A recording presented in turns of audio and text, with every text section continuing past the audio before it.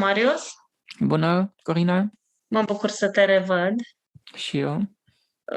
În continuarea înregistrărilor noastre cu inversarea etichetelor, cu inversarea borcanelor, m-am gândit să luăm niște cuvinte.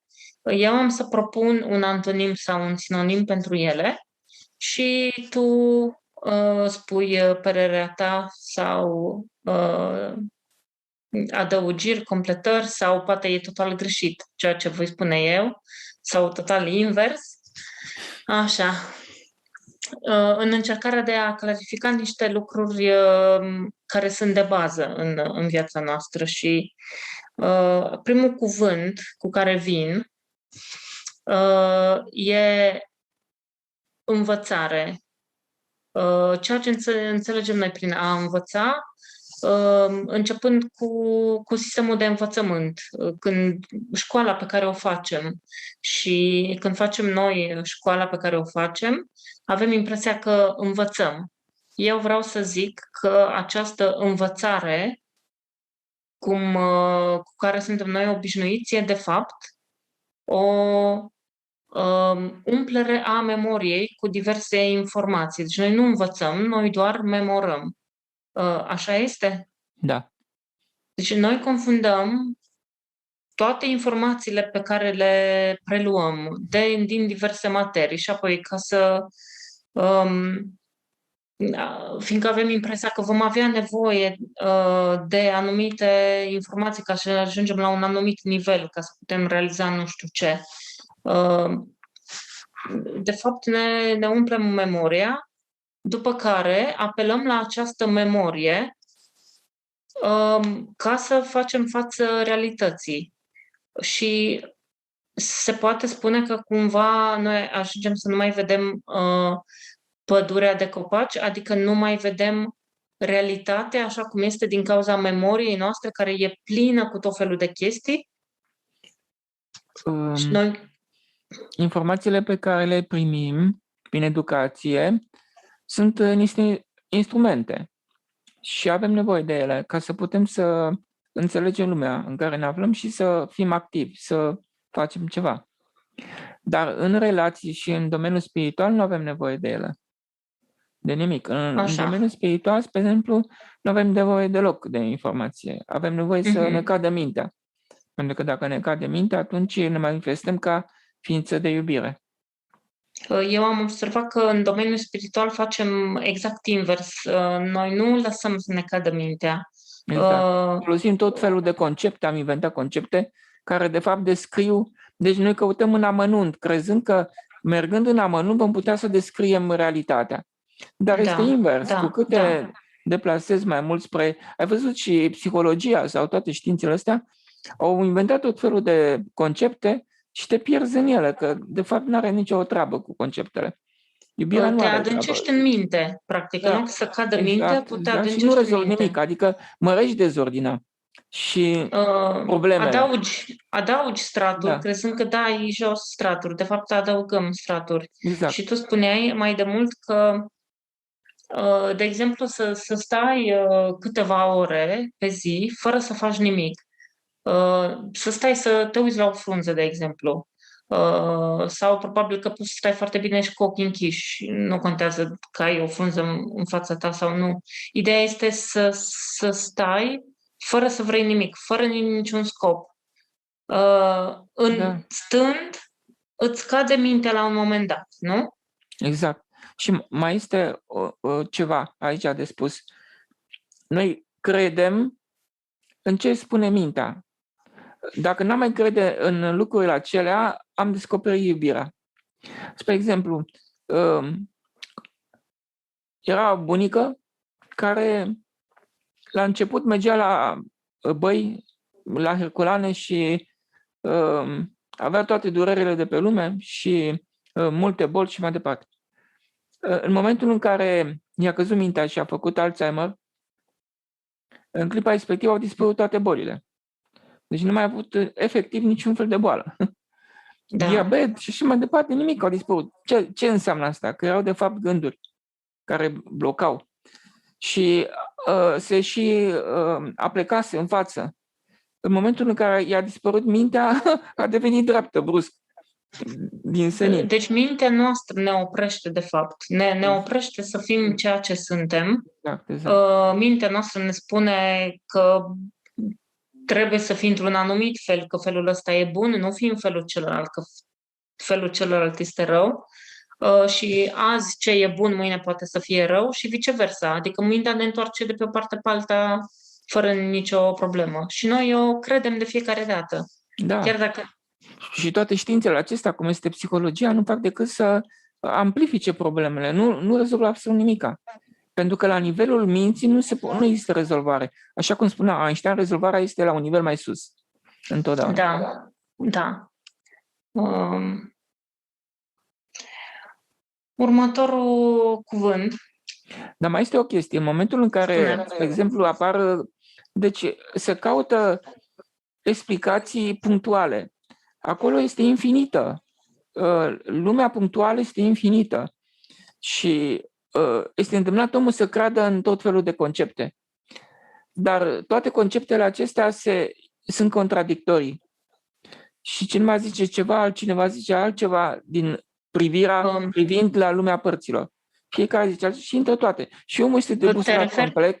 Te referi la faptul că înșiși oamenii de știință se bat între ei, au teorii care sunt contradictorii și ambele au argumente pentru ambele teorii. Deci o teorie funcționează pe domeniul ei de existență. Spre exemplu, lumina este unde, corpuscul este mai știu eu ce.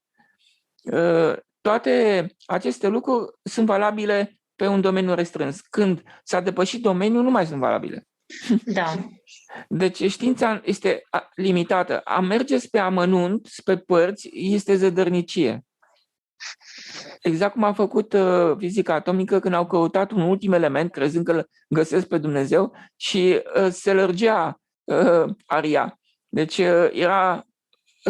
se multiplica la infinit. Deci nu puteau să găsească un ultim. Deci de fiecare dată când căutau un ultim element, găseau o infinitate de elemente. Și atunci s-au oprit și au zis că ultimul element i-au spus charming, încântare. Și s-au oprit cu căutatul. Deci nu mai merg în amănunt. Că n-ai ce să cauți acolo. Da. Deci, relaționarea cu Dumnezeu, deci știința ce face? Doar confirmă materia. Confirmă materia și te ține legat de pământ.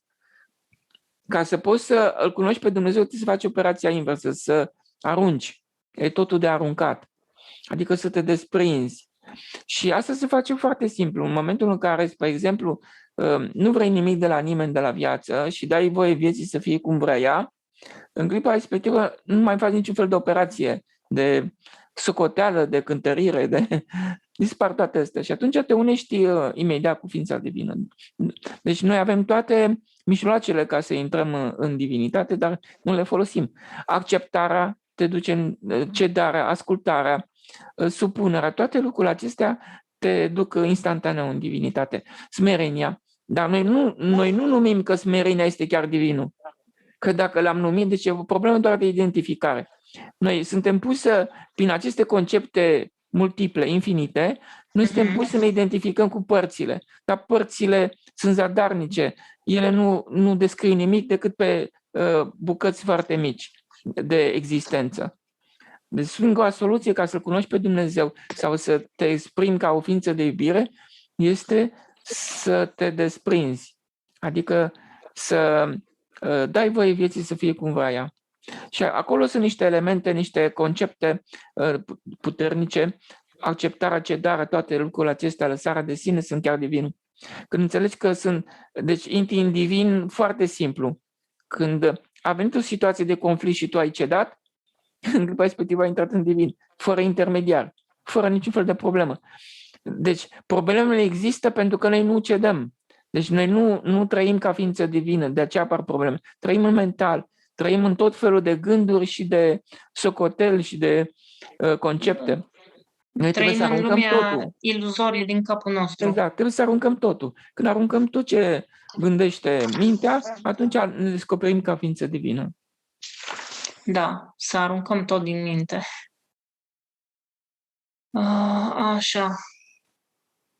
Dar asta nu vrem să facem, fiindcă ca să arunci totul din minte, trebuie să stai și să nu faci nimic. Ori noi nu putem să stăm fără să facem. Și dacă ai observat, există multă lume care zice, eu nu pot să stau o zi fără să fac nimic. Să zicem că pleacă în vacanță și stă o zi, stă două, a treia zi intră în fibrilație, fiindcă trebuie să facă ceva. Nu Exact. poate să stea. Ori, cu alte cuvinte, noi în loc să ne dezvoltăm toate aceste lucruri care ne ajută să ne cadă mintea, noi am făcut invers. Am dezvoltat exact tot ceea ce ne face în mod compulsiv să ne punem atenția pe minte, pe lumea exterioară sau pe lumea interioară din capul nostru. Simplu fapt că stai și învârți un gând pe 10 părți înseamnă tot a-ți pune atenția pe lume, numai că e lumea aia iluzorie din capul tău. Deci noi într-una ne punem atenția pe ceva și atunci cum să ne cadă mintea dacă atenția noastră e veșnic îndreptată undeva și asta vrea societatea de la noi. Nu? Că ești și etichetat leneș sau neproductiv sau nu știu cum. Dacă ai vrea să-ți iei acest răgaz, fiindcă mă gândesc ca începător, da? Cineva care rumegă gânduri non-stop, ca să ajungă în faza în care să-i cadă mintea, are nevoie de timp. Da? Tu poate stai, nu știu, jumătate de oră te uiți la o frunză și gata, sau poate mai puțin. Eu poate trebuie să stau în fiecare zi câte 5 ore, timp de nu știu câte luni, ca să ajung la nivelul la care ești tu. Da, aici vreau să adaug că simpla lăsarea vieții în pace este chiar divinul. În momentul acela cade mentalul și cade ego-ul. Problema noastră este că nu știm ce să facem fără ego. Adică suntem debusolați, că zicem cine mai face ceva, cine se mai bucură. Exact. Asta este. Dar fără ego lucrurile se fac în principal în ritm divin, adică foarte potrivite, și el intervine, lucrează prin noi sau prin cei din jurul nostru. Și sunt foarte oportune, sunt ideale. Adică el ne duce întotdeauna în situația ideală. Am fi cei mai interesați să nu reacționăm. Dar să vezi un lucru, că este tot o problemă de identificare. A reacționa este ego-ul. A nu reacționa este divinul, este Dumnezeu. Și noi ce alegem? Alegem exact opoziție. Deci nu este problemă să mergi adică noi mergem la biserică și ne rugăm, dar noi nu-L atingem pe Dumnezeu pentru că în viața de zi cu zi nu-L alegem. În comportamentul nostru nu-L alegem, că ar alege a însemna să ne supunem sau să-L ascultăm pe celălalt, să nu vrem binele nostru. Deci, în clipa respectivă ai devenit divinul, dar noi vrem binele nostru, noi susținem adevărul nostru, ne luptăm pentru dreptatea noastră. Cel care se luptă este ego-ul. Deci mereu alegem ego-ul. Noi nu alegem ființa divină pentru că considerăm că e o pierdere. De fapt, pierderea avantajului este divinul. Adică în momentul în care îți pierzi binele, tu intri în divin. Dar nimeni nu vrea să-și piardă binele. Și asta este bariera care este fundamentală. Da, mai vreau să spun, ai zis tu că simpla lăsare a vieții în pace este divinul. Să lași viața în pace înseamnă să nu mai iei viața și situațiile în serios. Țipă unul la tine, înseamnă să nu mai să-l ignori. E ca și cum niște sunete în eter, da? Exact. Să nu le iei în mod personal, să nu le iei personal. Sau, nu știu, dă unul cu mașina peste tine în parcare. Să nu iei în serios situația. Asta e, a dat peste mine, facem ce-i de făcut, mergem la poliție dacă e nevoie, dar noi nu putem să facem lucrurile astea. Nu putem să nu luăm lucrurile în serios. Așa că da, simpla lăsare a vieții în pace e divinul, doar că noi nu putem să lăsăm viața în pace. Și nu o putem lăsa în pace tocmai din Se cauza pierde tuturor ego-ul, se pierde conceptelor, ego-ul. Da. da, tuturor conceptelor pe care le avem noi despre viață, că viața trebuie să fie așa, oamenii trebuie să fie așa, eu trebuie să fiu așa, Dumnezeu trebuie să fie așa, Universul trebuie să fie așa. Ne-am făcut noi această imagine în cap și acum nu-i putem da drumul. Și nu putem lăsa viața să curgă. Deci, divinul vine în fața noastră sub forma unor cuvinte. Așa. Și vine o situație complicată și suntem puși în poziția de a alege. Lupți să te aperi, reacționezi sau nu lupți, nu te aperi. Dacă lupți și te aperi, tu conservi ego-ul, îl întărești și apoi generezi un adversar, adică îl întărești pe adversarul respectiv, îi dai puterea și el te va zdrobi atunci. Deci e o absurditate să mergi pe calea aceea. A nu reacționa este pierderea ego-ului. Nouă, dacă observ, ne este frică să ne pierdem avantajele. Avantajul nostru sau binele nostru sau interesul nostru este ego-ul.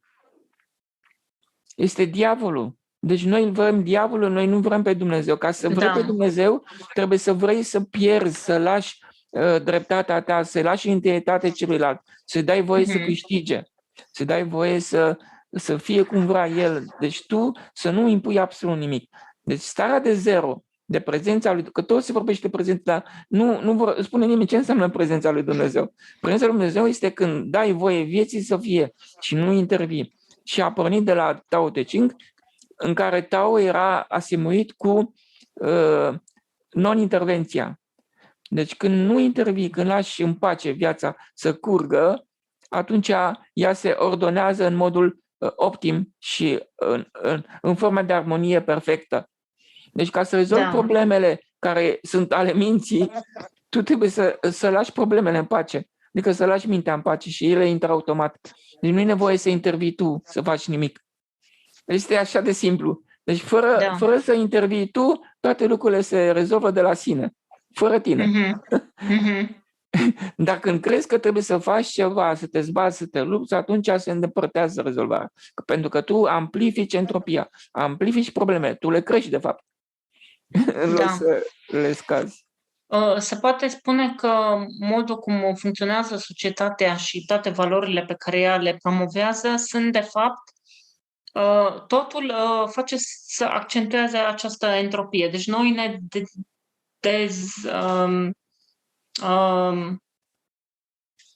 care e cuvântul ăla pe care îl folosești foarte des, cam un lapsus? Autodistrugere, da? Noi ne distrugem pe noi în fiecare zi câte puțin.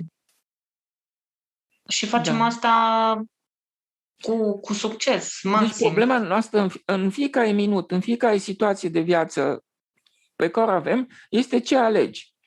Alegi un interes propriu, ai ales ego, automat. Ai ales să pierzi, ai ales să-i fie bine celuilalt, nu ție, ai ales pe Dumnezeu, instantaneu. Ce alegem fiecare? Noi alegem o comoditate, o satisfacție personală, o savoare. Deci mergem și ne luăm ceva care este plăcut pentru simțurile noastre, pentru cei 0,5%, dar în clipa respectivă ignor sufletul care reprezintă 97% și îl presezi, pentru că binele nostru întărește ego-ul. Îl presează și atunci sufletul trebuie să chime ceva din față ca să ne scadă. Și apar neplăceri. Deci noi mereu ne construim o lume nefericită, o lume plină de nemulțumiri și de neîmpliniri. Pentru că noi alegem ceea ce noi nu suntem. Da. De unde știi că alegi ceea ce nu ești? Că apare suferința, apare durerea, sentimentul, frica, pierderea. Toate astea când apar, este vorba de ego acolo. Deci noi nu alegem pe Dumnezeu. Ca să alegi pe Dumnezeu este așa de simplu. Nu cere bani, nu cere efort, nu e nevoie să te duci niciunde ca să-L atingi pe Dumnezeu. El se vine în fața ta sub formă de cuvinte. Ce alegi tu acum? Alegi binele tău, înseamnă că nu mă alegi pe mine.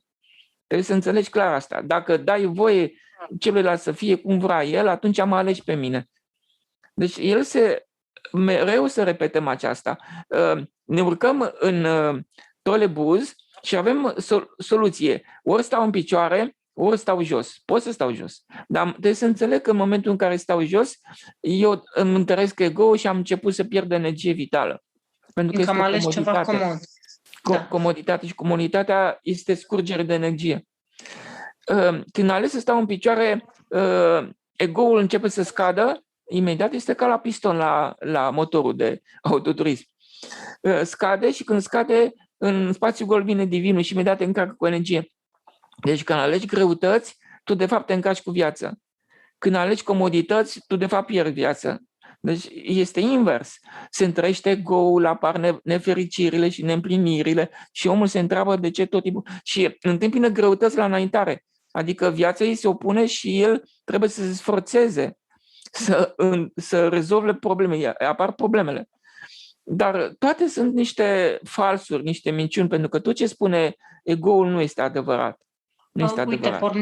pornind de la ce ai povestit tu acum, pot să fac referire la dorință versus viziune. Dorința este personală, este în favoarea interesului propriu. Pe când viziunea se poate spune că îi include și pe ceilalți. Când zicem vrem o lume mai bună, păi nu vreau o lume mai bună numai pentru mine, ca să fie lumea bună pentru mine, înseamnă trebuie să fie bună și pentru ceilalți. Sau, nu știu, vreau ceva legat de hrană, să producem hrană bio, sănătoasă și ieftină, da? E în interesul nu doar al meu, al tuturora. Asta e diferența dintre dorință și viziune. Dorință să fie numai mie bine, viziune să fie tuturor bine sau cât ori mai mulți. Nu, am uitat unde vreau să ajung. Dar legat de ce spuneai tu, că mereu avem această alegere de făcut. Eu versus ceilalți. Ușor versus greu. Da? Dorința înseamnă greutatea te încarcă cu energie, ușorul îți ia din viață. Da. Ușorul, plăcutul, satisfacțiile, simțurile, toate astea îți ia din viață. Da. Să-mi fie mie bine înseamnă să mă duc la magazinul ăla naturist sau bio și să-mi cumpăr lucrurile alea. E foarte comod. Dar să fac ca aceste lucruri sănătoase să ajungă la cât mai mulți oameni implică foarte mult efort. Nu e comod, dimpotrivă, te scoate din zona de confort. E greu, e dificil. Și se poate zice că de aia nu e lumea asta mai bună, fiindcă noi nu avem viziune, noi avem numai dorințe și alergăm într-una să ni le îndeplinim pe acelea. Exact. Repet puțin ce am spus data trecută, că aici este interesant. Luăm, spre exemplu, pe Valeriu Popa. Dieta lui Valeriu Popa. Ea ce făcea? Ea făcea restricție, deci baza era restricția. Nu contează ce restricție cum era făcută. De ce? Pentru că noi prin restricție ne încărcăm cu energie vitală. Deci cauza bolilor era pierderea pe comodități și pe belșug, se pierdea energie, sau prin critici. Critici și acuzații se pierde energie. Și trebuia să te restrângă. Nu contează dieta, tipul de restrângere, poate să fie orice fel de restrângere. Restrângerea în sine, abținerea, înfrânarea, sunt cele care îți dau o energie vitală. Greutățile vieții. Eu când am venit pe viață, i-am zis lui Dumnezeu pe culoarea acela de cobor pe tunel, la jumătatea distanței, am spus, dăm, Doamne, greutăți cât de mari poți. Nu i-am spus, dăm plăceri, pentru că îți dai seama că plăcerea îmi lua din energie, deci știam de atunci. Deci aveam nevoie de greutăți ca să mă încarc cu energie, ca să pot să mă apropii de el mai mult. Asta este miza pentru toate ființele din lumea de dincolo. Vor să se apropie de el, pentru că cu cât ești mai aproape de el, cu atât ai mai multe grade de libertate. Adică lipsă de condiționări. Deci cu cât tu în viața de aici nu mai condiționezi viața, cu atât mai sus și oamenii, cu atât mai sus urci în lumea de dincolo. Deci măsura, și este așa de simplu, lasă-i, Domnule, să fie cum vor ei, să facă ce vor ei, fără să-i posezi, fără să îi controlezi, să vrei să fie cum vrei tu. N-ai nevoie să fie cum vrei tu, din contră, invers. Deci de fiecare dată, la fiecare alegere pe care o ai de făcut, te întrebi, încotro mă duce, cine vorbește. Dacă vezi că este un interes personal, acolo nu este adevărul. Trebuie să renunți imediat la chestia. Când zici, omul acela m-a supărat, nu știu pe unde umblă, nu este adevărat, că este un control. Tu vrei să controlezi, vrei ca Dumnezeu să facă ce vrei tu și atunci ți se opune și obții efectul invers, adică se îndepărtează de tine. Ca să nu se îndepărteze, trebuie să dai libertate totală. Exact cum spunea Radu, zice că din tot ceea ce a spus dumneavoastră, eu am reținut și este excepțional afirmația aceasta, când ai libertate totală, celuilalt nu mai poate să plece de lângă tine. Pentru că tu îl încarci cu energie vitală și el asta vrea. Toți oamenii, este doar o problemă de energie.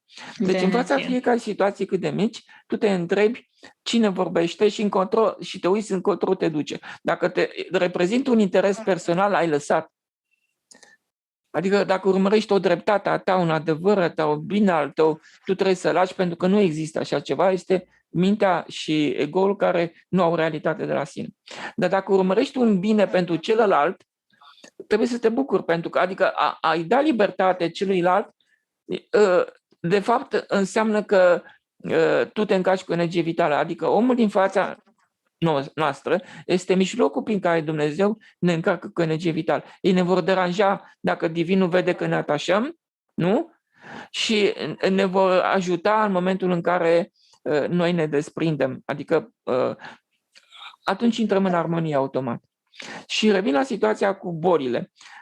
Bolile sunt de prea mult bine, dar toată medicina noastră este orientată spre chimic, adică spre parte. Partea nu poate să rezolve pierderea de energie în niciun mod. Și din cauza asta, după orice boală reparată medical sau chimic, va urma o altă boală mai puternică, pentru că cauza nu a fost vindecată. Asta am văzut și la tatăl meu. S-a dus, i-a făcut o injecție Losec și l-a scăpat de melenă, de hemoragie internă la stomac, dar pentru că el nu s-a transformat și nu a înțeles nimic, nu și-a modificat modul de comportament, așa, și nu avea cum, că nu avea cum să înțeleagă lucrul acesta, respingea, atunci el l-a urcat pe un nivel superior care era maxim. Deci Divinul a văzut, măi, nu am nicio posibilitate să îl determin să se modifice. Și atunci a intrat, ca să-i curățe sufletul, a intrat pe o boală mai gravă. Bun. Soluția care este? Să te duci acolo unde ai pierdut, cum pierzi tu energie, prin comodități, prin plăceri. Nu-ți mai faci plăcerea, faci pe invers. Îți place să stai jos, nu mai stai jos. Îți place să mergi cu liftul, nu mai mergi cu liftul. Îți place să mergi cu mașina, nu mai mergi cu mașina. Deci faci pe invers ca să poți să te încarci cu energie vitală. Și făcând asta după un timp, dar are inerție, pentru că pierderea a fost timp de 20-30 de ani. Și acum tu vrei repede să o pui la loc energia. Nu mai poți să o pui la loc. Îți trebuie, să zicem, 1 an, 2 de asemenea cedare de sine ca să te încarci. Asta vorbim în situația în care cineva, să zicem, nu neapărat foarte, dar e bolnav, are o boală cronică care avansează sau care are o situație de viață foarte precară, nu? Da. Durează 1 an, 2 să se schimbe lucrurile. Depinde totuși și de puterea de uitare. Puterea de a uita binele tău, a nu-l mai căuta deloc niciodată. Fermitatea cu care tu nu te mai interesează de tine să te aperi. De exemplu, cei care, am dat eu mereu un caz cu un tip care avea cancer generalizat, a fost trimis să moară și el s-a dus la lac și a început să pescuiască, dar așa de puternic a uitat de el încât l-a resetat, deci, și s-a vindecat într-o săptămână. Deci este la îndemână. Noi nu alegem Divinul, că Divinul în viața de zi cu zi ar însemna să nu mănânci mult, mai mult decât ai nevoie, să mănânci puțin.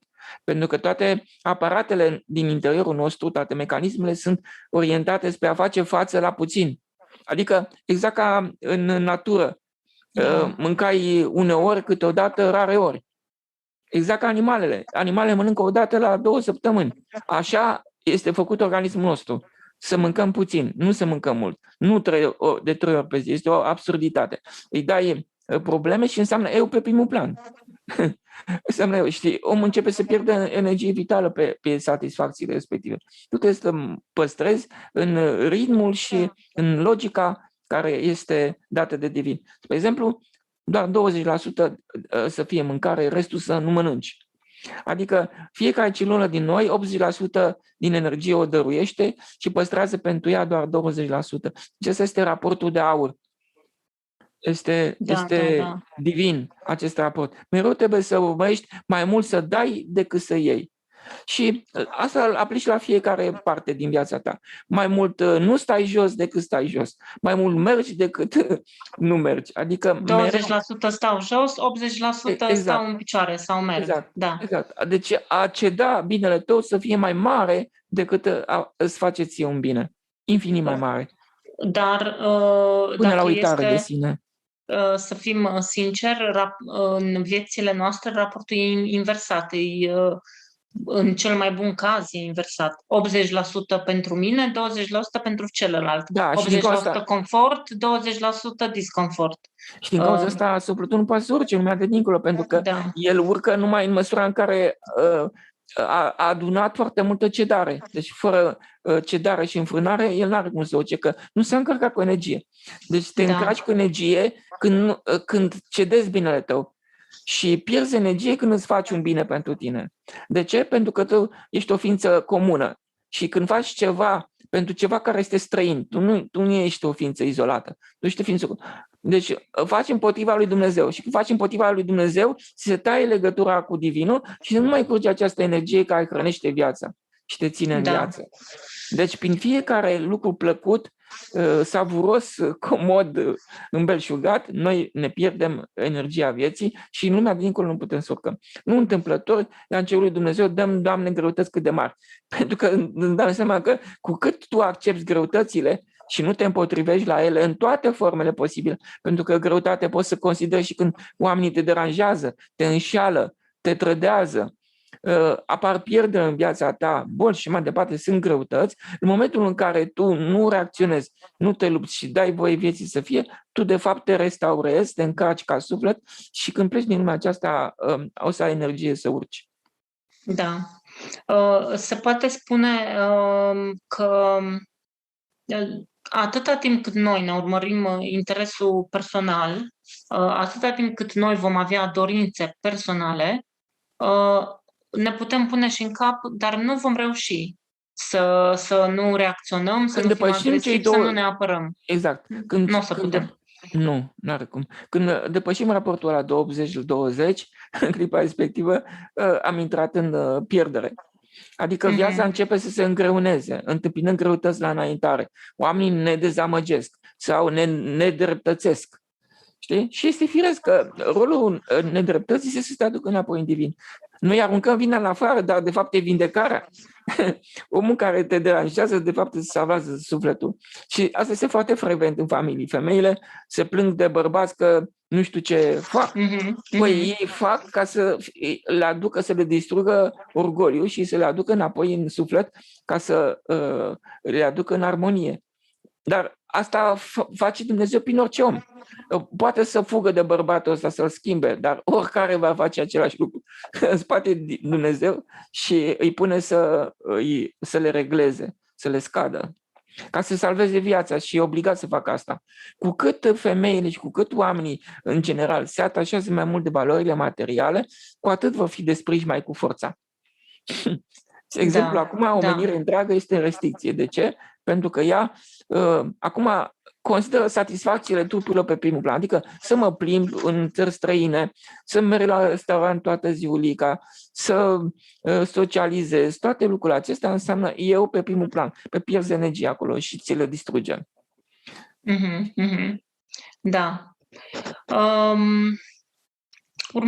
Următoarea sintagmă, dorința aceasta de a realiza sau cum mai spunem noi, de a te realiza,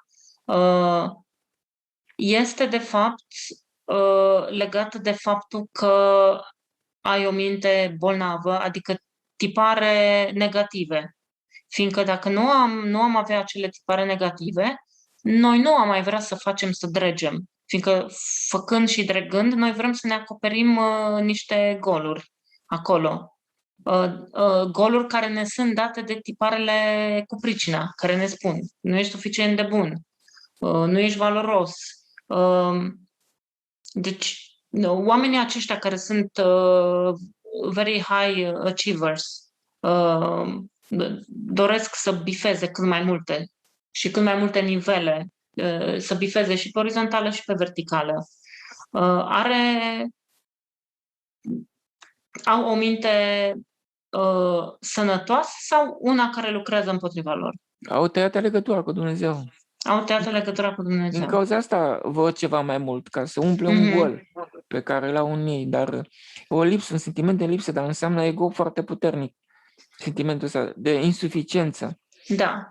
Deci, adică pun prea mult preț pe lumea exterioară. Sunt exact oamenii care fac totul ca să aibă, să câștige cât mai mulți bani, să aibă o poziție cât mai importantă în viață, dar ei au tăiat legătura cu Divinul și din cauza asta au foarte multă nefericire în viață. Deci nu este direcția corectă. Ca să fii fericit trebuie să nu te duci în sus, trebuie să te duci în jos. Adică să fii, spre exemplu, să ai o muncă de funcționar, de slujitor, în care să îi servești tu pe alții, nu să conduci. Pentru că în conducere omul își pierde bunul simț, măsura și devine crud, hain și nemilos. Se îmbată cu puterea care e dată pe mână și exact. Își pierde omenia. Poți conduce și slujindu-i pe ceilalți. Și din cauza asta are nefericire în viață, că Dumnezeu nu-i dă nimic. El nu mai are energie și el caută să obțină energia din exterior, din afară, din poziția socială, din mașinile, din banii pe care îi are. El caută să aibă satisfacții, dar astea curg, trec continuu și trebuie mereu să lupte ca să le mențină. Banii se devalorizează, se pierd și așa mai departe. Trebuie să luptă să aibă. Și deci puterea lui este în afară și el se simte slab. Deci exact omul care își cumpără mașini mari, luxoase, este un om care este slab în interior. Adică este egoist și rău și te poți aștepta de la orice răutate de la el. Să fugi de el. Te uiți sau de la cineva care se îmbracă foarte frumos. Omul acela pune preț pe exterior, adică nu are interior. Și invers, cel care este modest și simplu, ai toată încrederea că este un om pe care te poți baza, pentru că nu vrea mai mult. Asta e caracteristica omului smerit sau înduhovnicit sau nu știu cum să zic. El nu vrea mai mult. Are o putere de a refuza plăcerile vieții. Sau dăm voie să reformulez. El vrea să nu vrea mai mult. Omul smerit. Omul smerit vrea să nu vrea mai mult. Exact. Pe când omul slab vrea toată lumea, dacă s-ar putea. Cum povestea Oana, dacă ai ascultat-o despre tatăl dânsei, care a levitat, fantastic, nu? Și chiar am rugat-o să povestească despre dânsul ca să vedem cum ajunge un om să leviteze sau să fie un sfânt printre noi. Și caracteristicile lui esențiale era că el nu vrea nimic din lumea aceasta, nu vrea mai bine, mai sus, mai mare, mai frumos, mai gustos, nu vrea. Se mulțumea întotdeauna cu puțin. A fost lucrător comercial, a lucrat în diplomație și n-a vrut să se facă membru de partid și l-au dat afară. Deci el nu a acceptat totul pentru că a înțeles că asta este de fapt calea spre divinitate. Și ajunsese la un simțământ așa de trăia pur și simplu într-un fel de comuniune sau continuă cu Dumnezeu, vorbea cu el continuu. Și nici mai era atent la bolile pe care le avea, la corpul, nu mai însemna absolut nimic pentru el. Eu îmi bănuiesc că este foarte, foarte sus în lumea de dincolo, acest suflet. Da. Trebuie spus, vrea ego-ul meu să menționeze. diferența dintre a vrea și a face, nu, să zic altfel, uh, voința. Pentru ce ne-a fost dată nouă voința, Marius? Ca să rezolvăm problemele concrete ale vieții. Dar trebuie să Dar fie... și ca să ne restrângem, de exemplu. Și eu, ca să mănânc jumătate de farfurie în loc de o farfurie plină, am nevoie de voință. Dacă Ca să avem nu ego stau... puternic. Dacă avem ego puternic. Adică Da. atașamente de materie. Ăla te face să simți că este greu să faci lucrul ăsta. Păi, din moment ce 97% din oameni sunt atașați, înseamnă că au ego puternic, nu? Avem ego puternic. Deci, Da. cumva e obligatoriu să ne antrenăm voința și să o dezvoltăm ca să putem începe să facem aceste lucruri până când ele vor deveni ca a doua noastră natură, adică să ne vină natural să stăm în picioare, să ne vină natural să mâncăm jumătate de farfurie numai. Dar până atunci... Oricum suntem îndreptați în direcția aceea prin neplăceri, prin dureri. Tot acolo ne duce. Nu ne lasă deloc din mână. Deci noi nu ne putem ascunde niciunde. Nu putem fugi de el. Deci tot timpul el vine în fața noastră vine numai el. Nu sunt oameni. Și lucrează asupra noastră corector. Problema vine din faptul că noi ne atașăm și avem atât de multe atașamente încât trebuie, deci dacă înțelegi lucrul acesta, trebuie să te forțezi, nu? Să ți se pare greu. Faci un efort de voință. Dar de ce ți se pare greu? Pentru că, în mod normal, dacă tu mereu ai ceda, mereu ai dori binele tău, atunci sufletul ar fi puternic. Și trupul n-ar fi așa de puternic și atunci s-ar fi firesc să renunți, să stai nemâncat un timp, să ții post. Lucrurile astea ți-ar părea firesc și nu ți-ar fi greu să le faci. Dar le este greu acelor oameni care sunt în mod repetat se lipesc de materie. Se deslipesc pe o parte, se lipesc pe alta. Că vine greu, divinul, te dezlipește cu forța pe o parte, repede ne lipim pe alta. Și trebuie înțeles un singur lucru, că prin comodități și belșug noi pierdem viață. Prin ușor, deci trebuie mereu să revenim la lift și la scări. În momentul în care trebuie să știi clar că în momentul în care îți faci o plăcere, tu vei pierde viață. În momentul în care ai scos o țigară din pachet, pierzi viața, pierzi energie vitală. Sau o ciocolată, sau orice ți-a luat din energie.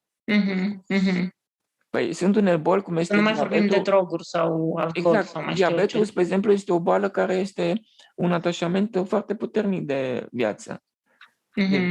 Sau cancerul, la fel, de bunăstare, de bine pentru tine, de adevăr, de dreptate, atașament față de dreptate. Toate sunt una în spate. Da. Și întotdeauna se vindecă făcând operația inversă. Și revenim la medicină, nimic din ceea ce este chimic nu va rezolva o pierdere de energie care este pe alt sistem. Pierderea de energie ai făcut-o altfel, în mod repetat, zi de zi de zi, și acum să te văd că nu mai ai timp să o pui la loc, pentru că boala vine brusc, că nu se mai poate, pentru că pierderea a fost frecventă și foarte mare și a presat ego-ul, a presat sufletul și atunci va trebui să... E ca la elastic. L-ai întins foarte mult elasticul și acum forța cu care te lovește, dacă l-ai întins prea tare, este mai mare. Asta este boala. Vreau să te întreb, Marius, uite, lumea care te ascultă și îi ascultă și pe alții care au mărturii frumoase despre faptul că punând în practică ceea ce spui tu, sau au pus în practică, deja puneau dinainte lucrurile acestea în practică, dinainte să te cunoască pe tine și acum că te-au cunoscut vin și povestesc, wow, cum li s-a întors viața la 180 de grade sau mai știu eu ce.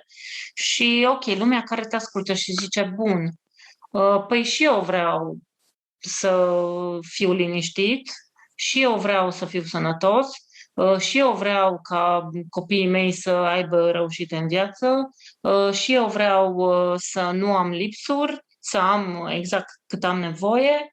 Păi, ok, vreau și eu să mă apuc să fac ceea ce zice Marius Ghidel să fac, da? Să mă restrâng, să dăruiesc mai mult, dar întrebarea mea este dacă fac lucrurile acestea, fiindcă tot ceea ce am încercat până acum n-a dat rezultate și acum practic nu mai am, sunt în pană de soluții și zic, bă, haide să fac ce zice Marius ca să obțin toate lucrurile astea. Deci am un neo acolo care vrea ceva. Eu de fapt nu vreau să le fac, dar eu vreau rezultatul lor. Da? Și sunt dispusă să încerc să fac ceea ce zici tu, fiindcă eu nu vreau să le fac de fapt și le fac oarecum constrânsă, fiindcă nu am alte soluții, vor da rezultate sau nu vor da rezultate? Dacă sunt făcute continue, dacă există fermitate acolo și nu mai există întoarcere înapoi, atunci vor da, după un timp, să zicem după o lună, după un an, pentru că au inerție. Deci toate obiceiurile acestea proaste au o inerție foarte mare. Ai în spate 40 de ani, 50 de ani în care numai așa te-ai purtat și îți trebuie măcar un an, maxim 2, în care, dar să vadă la tine că nu mai vrei să revii. Dar bariera importantă este să nu-ți mai cauți binele. Asta este necăutat binele pierdut. Păi asta spun. În milioane de forme și de aspecte ne căutăm binele. Ego-ul s-a întărit. Dacă vrei să faci toate lucrurile astea pentru binele tău, pentru că vreau să am, ți-am zis, cum am zis la început, copiii mei să aibă rezultate bune, eu să fiu sănătoasă, să am bani, că știi că tu zici mereu că ți se dă totul în dar când ești așa cum trebuie, da? Îți pică în poală, cum ar veni. Deci dacă eu plec pe partea asta, ca să am toate lucrurile astea frumoase, intenția mea nu e să intru în divin, să mă apropii de Dumnezeu, intenția mea este vreau și eu să m-am săturat de viața asta de rahat pe care o am, vreau și o viață frumoasă. Uite, Marius Ghidel zice că face așa și așa și ajung să am o viață frumoasă. Nu e ăsta interes personal? La început pornește așa. După care observăm rezultate și uităm. Și nu mai vrem să pierdem starea pe care o avem. Pentru că am înțeles. Deci vin spre tine tot timpul și dar tu nu le mai vrei, că dacă ți-e frică să le vrei, că dacă le vrei, iar intri în vechiul obicei. Da. Deci ne transformă fără să știm că ne transformă. Da. Am înțeles. Bun. Uite, lipsa de activități de rutină, a luat pauză de la activitățile de rutină, da? Și într-o zi avem 10 de activități de rutină pe care le facem mecanic deja. Suntem roboței care știu de dimineață până seara, eu am de făcut lucrurile astea și Doamne ferește să ies din tiparul ăsta, că nu se mai învârte pământul. Starea de a fi versus a face. A face este când te dedai cu totul tuturor acestor activități de rutină și a fi este când iei pauză de la acele activități de rutină? A fi este când îți pierzi identitatea de eu. Adică renunți la interesul tău. Atunci intri în a fi imediat. Activitățile de rutină pe care le facem cu un interes, ca să fie casa curată pentru mine, ca să intre bani în cont pentru mine, ca să zică vecinii despre mine sau prietenii despre mine. Este vorba să nu urmărești un interes personal. Deci în acele activități în care omul își urmărește un bine pentru sine, acolo intră dilema. Spun, ne urmărim un bine pentru noi în acele activități de zi cu zi, că de aia nici nu renunțăm la ele, fiindcă urmărim un bine pentru acolo noi. Intră împărțirea, adică ce alegi, pe Dumnezeu sau alegi pe Mamona? Acolo se întâmplă. Spre exemplu, când mănânci până la capăt, le ales pe cel întunecat, automat. Când stai jos, la fel, Deci mereu trebuie să cedezi binele tău în favoarea celuilalt, să dai întâietate, să nu vrei mai mult decât ai nevoie, mereu. Și când faci lucrul ăsta, mereu Dumnezeu vede că îl alegi pe El întotdeauna și atunci îți face viața minunată.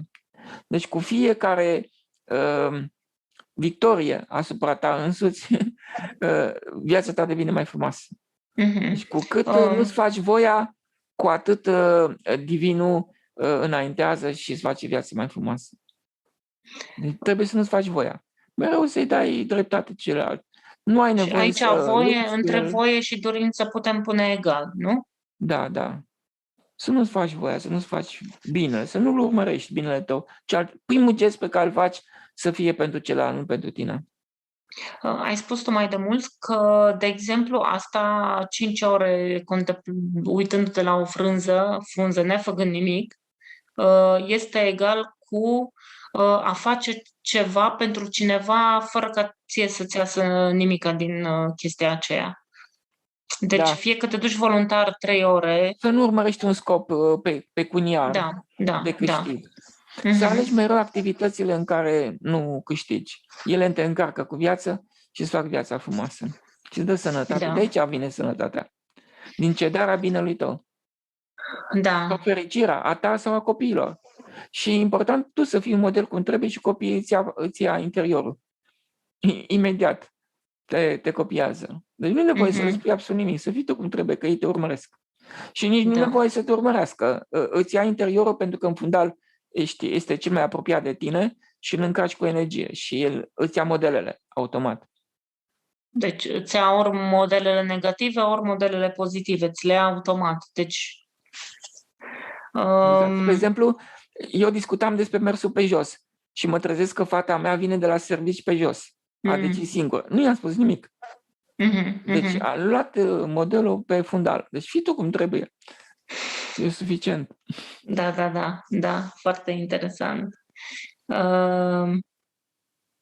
Tot punem inteligența la rang foarte înalt și normal că așa și ar trebui să fie, că de aia ne-am dezvoltat creierul ca să-l putem folosi într-un mod inteligent și să ne conducem viața într-un mod inteligent.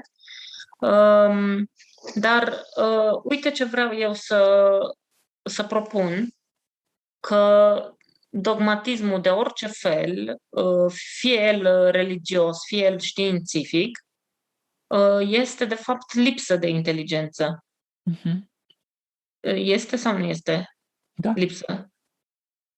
Și să explici puțin de ce orice fel de dogmatism e de fapt dovadă de lipsă de inteligență. Vine din absolutizarea exteriorului. Adică credința că exteriorul îți poate da ceva, de exterior nu poate să dea nimic. Și în momentul în care faci lucrul acesta, deja ai tăiat legătura cu divinul. Dacă tu aștepți ca de la exterior să-ți dea ceva, să te ajute, nu te va ajuta. Ca să te ajute, tu trebuie să nu depinzi de exterior. Să faci tot posibilul că noi ne facem viața frumoasă când dăm energie. Și asta nu depinde de exterior. Toți oamenii au nevoie de energia ta, de atenția ta, de grija ta. Și asta este gratis. Deci tot timpul dând mai mult bine din binele tău, tu de fapt îți faci tot bine din lume. Dar dacă pui credința că ceva din afară poate să mă ajute... Adică Dumnezeu din afară mă poate ajuta? Sau Sfinții sau Îngerii? L-ai pus în exterior. Trebuie să-l pui în interiorul tău. Dumnezeu trebuie să fie cedarea ta de energie. Adică grija ta față de oameni este divinul. Înțelegi? Și măsura în care tu dai energie, tu te încarci cu energie. În modul acesta Dumnezeu este în tine. Adică trebuie să conștientizezi că El este chiar efortul tău de dăruire. Este chiar iubirea ta, chiar grija ta, chiar supunerea ta. Deci El este în toate acțiunile prin care tu te lași pe tine. Dar dacă tu îl consideri că este în afară, înseamnă că tu niciodată nu te lași pe tine. Și nu te vei lăsa pe tine, deci nu-L vei cunoaște. Deci este ocazia prin care tu nu-L vei cunoaște niciodată. Atâta timp cât îl vei pune în afară, tu nu-L vei atinge niciodată. Pentru că nu-ți asumi responsabilitatea să-L simți cu ființa ta toată, pentru că nu ne convine. Este de fapt un om care are ego, cel care aruncă în afară. Foarte puternic. Pentru că ca să te modifici pe tine, trebuie să sacrifici ceva din tine. Adică ca să-L simți pe Dumnezeu este chiar sacrificiul tău și oamenii fug de sacrificiu. Trebuie să Fac sacrifice orice ego-ul. altceva, nu se roagă, se plimbă pe la mănăstiri, nu știu ce, pupă icoane, dar numai să nu-și asume responsabilitatea să se schimbă pe sine, să nu-și lase binele, să nu-și lase comoditățile. Și atâta timp când nu face lucrul ăsta, ei nu vor cunoaște, pentru că sacrificiul acela e divinul. Deci ei nu-l aleg. Adică ei se duc, respectă un ritual, dar în realitate, în viața de zi cu zi, ei nu-l aleg. Pentru că îi dau o conotație negativă lui Dumnezeu. Ei zic că este rău să dai de la tine. Da, este rău să nu-ți faci un bine. Deci ei îi spun că este rău Dumnezeu și din cauza asta fug de el. Și trăiesc, își fac toate poftele, trăiesc în ego și apoi dau vina pe Dumnezeu că de ce nu intervine să-i ajute. Exact. De ce... Exact. Da, și este tema pe care a avut-o Meister Eckhart, pentru că el era gata să fie ars pe rug, pentru că a spus că Dumnezeu este în tine și dacă nu e în comportamentul tău, el nu e niciunde. Și Inchiziția a vrut să-l ardă pe rug. A ajuns în fața completului de judecată și ei erau hotărâți, toți din fața lui erau hotărâți să-l condamne la moarte, la arde pe rug. Și el a reușit să se apere cu cuvintele Bibliei și a explicat acolo cum a spus Iisus că Dumnezeu este în tine și dacă nu este în tine, El nu este niciunde. Și El este în comportament. Dacă tu nu-L pui în viața ta de zi cu zi, deci divinul este exact ce nu ne place nouă. Deci îți place să-ți faci o plăcere, înseamnă că l-ai refuzat pe Dumnezeu, l-ai respins. Nu-ți place să te supui, înseamnă că îl respingi pe Dumnezeu. Nu-ți place să dăruiești, nu-ți place să, cum să zic eu, lupți pentru dreptatea ta, tu de fapt l-ai respins pe Dumnezeu. Dar în fiecare, că sunt teme milioane, zi de zi sunt, deci ego-ul ăsta vine în fața noastră în toate formele posibile. Dar ego-ul este chiar diavolul. Deci a-ți sacrifica ego-ul înseamnă a-L cunoaște pe Dumnezeu. Nu există altă cale. A nu-ți face binele este iubire de Dumnezeu și a-L cunoaște pe Dumnezeu. A nu-ți căuta binele niciodată, în nicio situație, pentru că este tema centrală. Dacă te-ai uitat, spre exemplu, la avia aceea din pustiul Egiptului sau din Filocalie, atâția sfinți, toți au același modalitate de a-L cunoaște și a-L simți pe Dumnezeu. Nu-și fac binele. Nu-și caută binele, se restrâng în toate. Puterea cu care tu te restrângi este puterea de ascensiune în lumea de dincolo. Deci omul care consideră viața ca o continuă adăugare de plăcere la trupul lui, de fapt nu mai poate să urce. Pentru că nu se sacrifică, deci trebuie să dai energie ca să poți să te încarci. Trebuie exact să faci ce face fiecare din celulele noastre. Fiecare celula noastră este în legea iubirii divine. Ea 80% din energie o dă și nu păstrează decât 20% pentru ele. Așa trebuie să facem și noi. Și vom fi fericiți. Da. Sănătoși.